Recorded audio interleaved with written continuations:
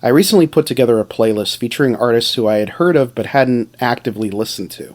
One of them was a single version of Grace Jones's Slave to the Rhythm. I didn't honestly expect much, but then as I was listening to this on shuffle, I heard the familiar voice of actor Ian McShane introducing the track and was honestly blown away. I listened to the album itself and was equally impressed. The idea for the album itself is based on the idea of taking one song and then creating several variants of it. This original idea was created by Bruce Woolley, Simon Darlow, Stephen Lipson, and Trevor Horn. They originally wanted to use it with Frankie Goes to Hollywood. After taking several film roles, Grace Jones returned to music and adopted this project.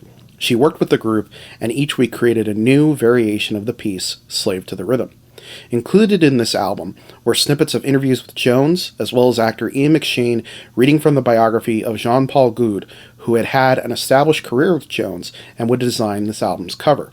The album musically covers a lot of styles within the genre of dance, which Grace had been well established with.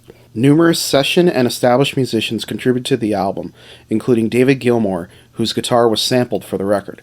The vinyl and US CD versions were longer, clocking in at 43 minutes, while the UK CD version was shortened to 37 minutes. 2 singles would be released from this album, Jones to the Rhythm and Slave to the Rhythm. There is some confusion, however, with the release of the first single, as on the album it was referred to as Ladies and Gentlemen, Miss Grace Jones. This song would become number 1 on the US dance chart in 1985. The music video received regular airplay on MTV. The album itself became an iconic piece of Grace's body of work.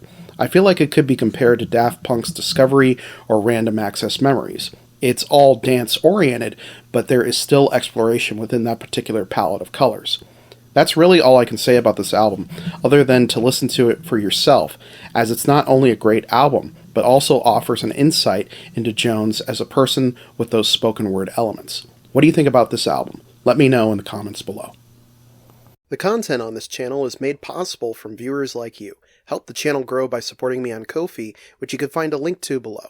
You can also help by liking, commenting, sharing, and subscribing. Thank you again for watching, and I will see you guys next time.